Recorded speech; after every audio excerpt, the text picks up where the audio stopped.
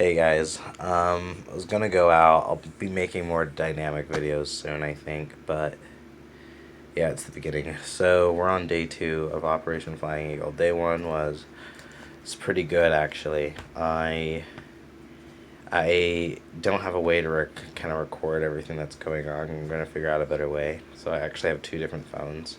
One has a bigger memory, so I'll be using that one to kind of film my videos. It's the one I'm on right now. But this is my normal phone. Um, So today, this morning was really successful. I'm a little energy down because I just got something on my mind. It's been just sort of like, I don't know, man. I think one of the things I'm having a really hard time getting over and has been difficult is like betrayal, right? Because when you're betrayed, there's just something that feels very like substantial about it, and it was just very recent. And it didn't bother me this morning. I was actually able to really fly through my routine, but it seems to happen sort of. I mean, it's happening less and less. Before it was like right when I woke up yesterday. Now it was right when I woke up after I had a nap, after a really successful day. The morning I so I woke up, I meditated, and then I just worked on my business project right away because it didn't happen yesterday, and it's really important that it gets done. So it was the first thing I did. So just meditated, worked on that project, right? And made some really good progress, which was good. Then after that, I immediately went running, which was super good. I've decided what I'll do is because I want to learn my neighborhood and get better at just understanding. So I'll just pick a random direction and I'll go in that direction for like 20 minutes, right? And then after 20 minutes or so, I'll stop, take a look at my watch or whatever, see how far I ran, and then set it to 15 minutes and make my way back and try to get back before the timer's up, right? And it's been really intense, sort of figuring out just like the different little side streets and learning all the different aspects of my neighborhood. It's enlarging my view of where I live, which is really cool, and it's important because I want to be able to make my way around, right? As well as the fact that it's just really fun. It's like I go on a little mini adventure every morning, and that's been really fun. And I was able to get, what was it, 60 push ups. So I did two sets of 15. I did 140 crunches, right? That was not on purpose. Because I did 40 and 40, and then I did 30 and 30 because that was more like it. Like it was quite a bit. And then I got 20 pull-ups, which is really cool. No, yeah, 20 pull-ups, four sets of five, right? And so that was really cool. So I think I'm going to be staking with that for a little bit, just sticking that number down and just kind of going from there. And it was just really cool figuring out my way back because there was about a 4 or 5 minute period there where I was legitimately lost. I had no idea where I was, and I didn't know how to get back. And I just kept running and just told myself, okay, you're going to see a street you recognize, then you're going to go down that, and then see another street you recognize. And that's what happened, right? Um, so it was really cool, especially once I figured out where I was. That's when, like, the jets just came on because I knew that, okay, now it's not a matter of spending my energy figuring out the path. I already know the path, so I just need to juice it for everything it's worth and get down this thing as fast as possible. And so that was really fun. And yeah, it was a huge victory. I'm not gonna lie. Like when I came home and started drinking my juice, my water rather, man, it felt really earned, and I felt epic as all. And so I was able, 4 hours in, was able to get a lot done. Then after that, I did like my relaxation meditation. Like I realized I just need a lot of time to decompress and give myself mental space. And I think before I was doing it before, right? But now I just have to do it afterwards because right after I showered and stuff, went to bed, and like napped for like an hour and a half, then I woke up and then went back into my thoughts again. And I just realized that's part of my nature. Like I just need time and space. That's why I wake up at 3, right? so that if I lay around for 2 hours and meditate, I don't have to get up and do anything, and it's still 5 o'clock, right? So I get plenty of time, and I need that space to just sort of be and think and kind of clear out the mental real estate. And so that happened basically from like 9 to 11. Then I went and ate because now I'm starting to get hungry. All this working out is making me hungry. And that's when I just started realizing, like, because I saw my roommate, and I was just, man, I was doing this meditation, and I had this image of a harpoon in my side, and I was imagining like pulling out the harpoon, and it was really deep. You know, you're just pulling on that cord or that chain forever, and it's just ripping out of your flesh. You're seeing the blood drain. You're seeing all this toxic and this toxic venom coming in you, and then eventually the harpoon came out, and I was like, well, okay, the harpoon's out. I've cut the lines. What's wrong? And it's like, well, dude, you still have a giant hole in you, right?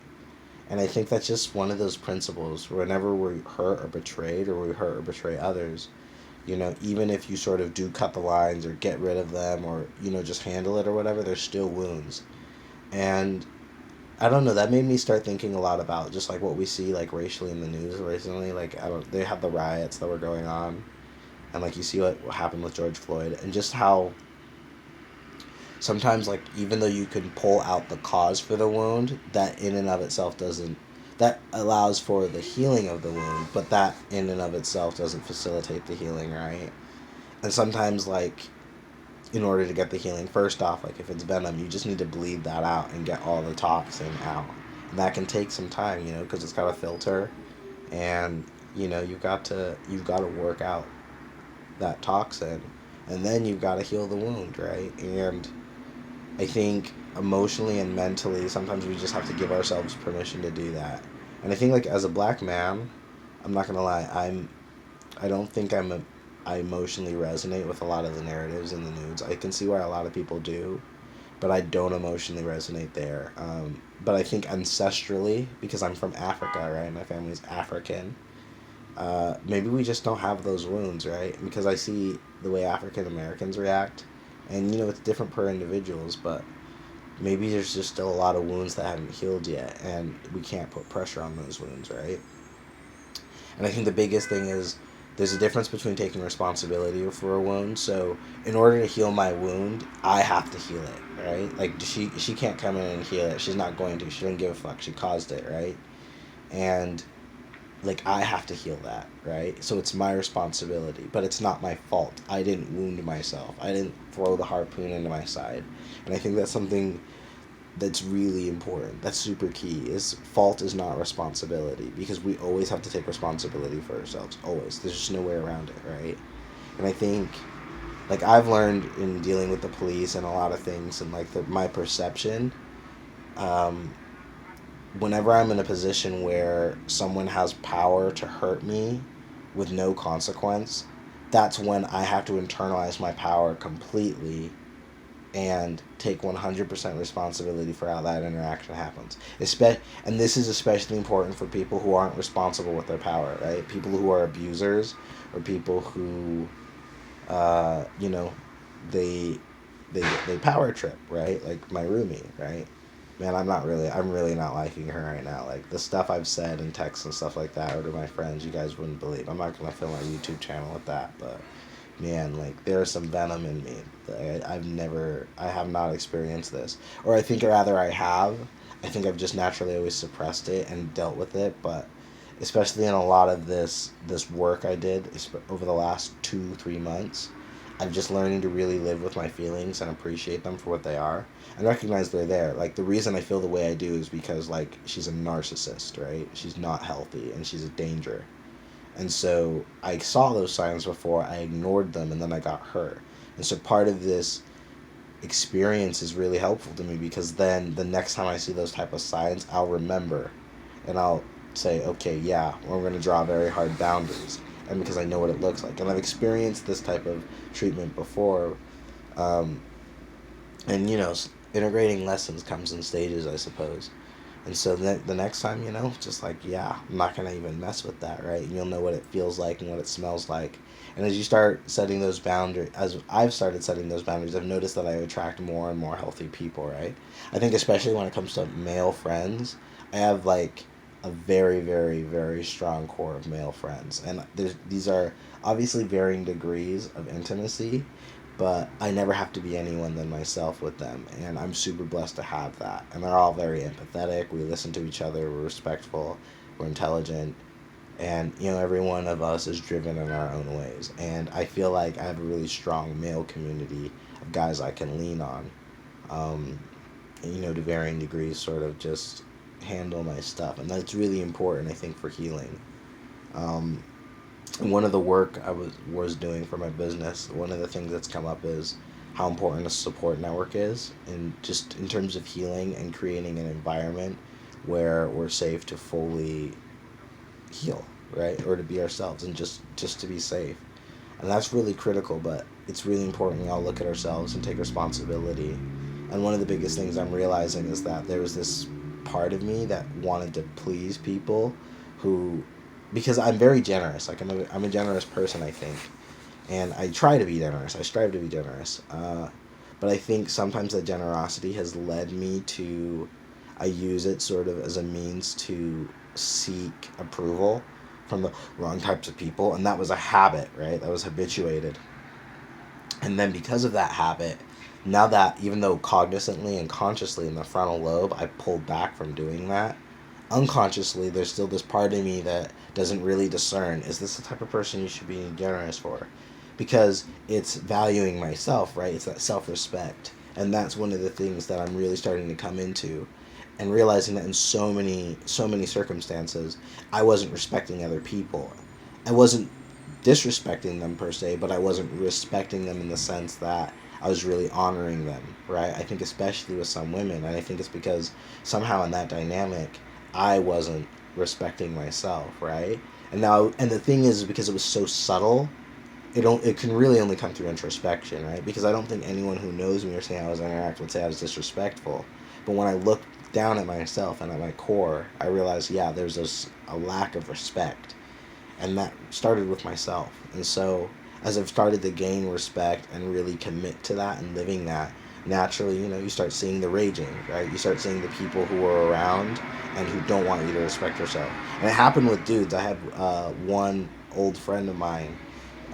He's a narcissistic work man. He's an egomaniac, and I love him to death. But we've always known that about him, like since we've known him, and because he's so much better. Because when he was a kid, he was just pure evil. He was like one of the worst human beings you've ever met in your life. Like there was nothing, there was no redemptive quality to him, and so now he's just not quite as evil. Well, he's not evil at all. He's actually a good man, right? I think he's a very good man.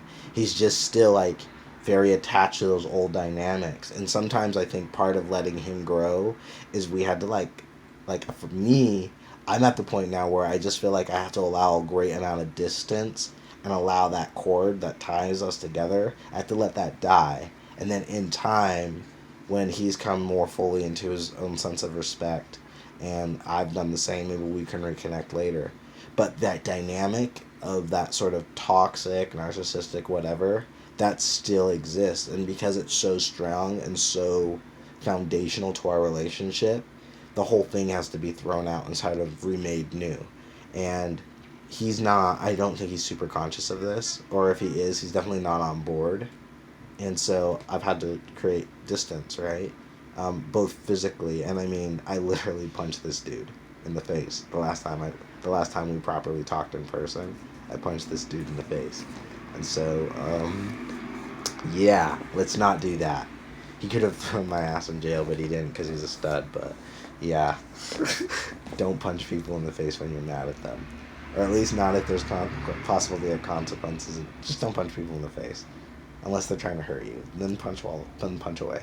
But yeah, so I've just been thinking a lot about that, and I just feel really betrayed and hurt right now.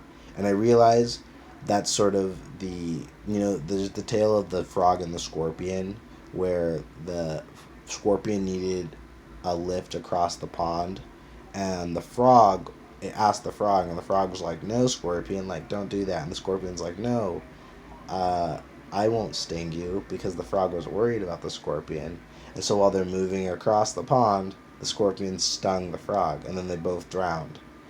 And the moral of the story is that a scorpion is a scorpion. Even if it doesn't want to sting and it would hurt itself to sting, it's in its nature. And some people, like just like these narcissistic, very like deep down, temperamentally unhealthy people, even if they caught it like up here, even if the front of their brain, that frontal cortex part of them, is I want to be a moral person, I want to be a good person, I want to be nice, I want to be kind and generous. If they have not if they had not done the work, right, that reptile brain, that limbic system, your automatic response, that's gonna fire on, and they're just gonna go back to their nature when things get scary, or when things get tough, or when things don't get easy. And we live in a life where if you're not very capable, you have to learn to deal with tough times, and that's who's your character. That shows your character. And there's a lot of people, man, out there who just be scorpions, right? And they don't want to be scorpions, but they just are. And they have to take the responsibility and do the work for themselves. It's not anybody else's job, right? And all we can do is just identify the scorpions and protect ourselves from them, right? And recognize, okay, yeah, this is a scorpion. I'm not going to let this person on my back, right? But then frogs need to help other frogs out, right? Sometimes like one frog doesn't know how to swim as well, and like we've got to help each other out. And so the thing is, it's not to trust people. We just have to get really good at discerning who to trust. That's an essential skill, right? Because if you just choose not to trust people, well, that's foolish, because now you've cut off any means of supporting yourself, right? As well as like you're a human being, right? You're not meant to not trust people. That's why it exists, right? But the whole point of trust is that we use it to discern what is a friendly and what is a threat, right? And there's just some people, because of whatever happened, they're so hurt and they're so damaged and they've gone through whatever, not really your issue, not your problem. And that's really important. No matter what happened to another person, it is not your problem. Don't ever make it your problem. Right? And maybe I'm saying this more to myself than anything, but you can't be taking on other people's burdens, right? Because it's impossible, first off. You can't ever solve someone else's problem, right? You can take a horse to water, but you can't make them drink, and that's super important. And so once you see that this person is a scorpion, you need to start, DEFCON red, and avoid that, right? And the scorpions know they're scorpions, man. Like a lot of the people, like you be dating girls, she'll be like, oh yeah, like why are you wasting your time with me? Like I'm like super crazy. Like this girl was telling me she's crazy. If a girl's calling herself crazy, dude, she's probably crazy. She's probably crazy. If a girl's like, oh yeah, I can be a bitch sometimes, she's probably a bitch. Like, don't handle yourself like that. People who think well of themselves and who are decent don't say that about themselves, right? And just so pay attention to just pay attention. And people always act like victim mentality and stuff like that, but it's like, man, few things happen without the warning signs. Few things just happen out of nowhere. Actually, as far as I can say, nothing happens. Sometimes we're not quick enough to react, right? But with a lot of these things, if you pay attention, there are flags everywhere on anything, from the coming of an earthquake to, a fire, to anything else. There's always embers before there's a flame. Remember that. There's always embers before there's a flame. And so just pay attention. The minute you see embers, you start dousing that, or you get the heck out of Dodge, right? Because that's what it needs to be about. And I think for me, the opportunity here, because of where I'm at, the living situation is just too great that I don't think it's smart to leave. But one of the lessons I think, and this is the really great opportunity I have here now, is I have to learn how to deal with people who I don't necessarily like on an intimate level, but I need to learn how to deal with those people in business. And I need to learn how to deal with unhealthy people, because as much as we like, they're everywhere, right? And you still have to learn how to deal with them and work with them to get your stuff done, right? And I've always been the type of person where like, oh yeah, like if you're a crappy person, I'm just going to toss you away. But if you end up doing that and you just don't want to deal with non-exceptional people, I mean, you'll throw out 80%, not that 80% of the world's scorpions, but most people are unexceptional, right? 80% of people at least are unexceptional, right? And so if you just are always constantly throwing out people because you don't feel like they're exceptional, I'm never gonna like I personally will never get anywhere, right? And so I have to learn how to kind of navigate that and be willing to recognize that this person has value. It just might not be as a friend or as a lover or generally like anywhere in my life personally, but they might be a good accountant or they might, and just learning how to really segment that and be effective and know how to build those barriers and those boundaries and maintain it. Because it is possible, right? It is possible. I mean, she's somehow functioning in life, right? She's may not be high performing or very happy, but she's functioning, right? And that says something about just sometimes people, you can function in life at a pretty low level. That's subsistence, right? And that's not what I choose for myself. Hopefully that's not what you choose for yourself. You got to realize other people might choose that, but there are instances in small degrees where you have to deal with them. Now, something just when it comes to your personal life, the reason I had that harpoon in my side was because I let her on my side. I let her right beside me, and I made that. And I made very specific decisions, and I know when I made that decision, and that was a mistake. And I knew it was a mistake when I was doing it, but I was hoping for better. When it's like, no, dude, it's a scorpion. Stop hoping for the scorpion to change. It's a scorpion. Just don't deal with scorpions, right? And that's the lesson in life. And if you don't know what someone is, take your time. You know, if you're like, is this person a scorpion or they just messed up? Like, take your time, man. Take your time. Like, you don't have to let anybody right next to you right away. Even if you want to. And I think that is the big lesson for me, is because there's this part of me that really wants sort of this intimacy, even as a friend. I definitely was never interested in her romantically at all, like, just never ill.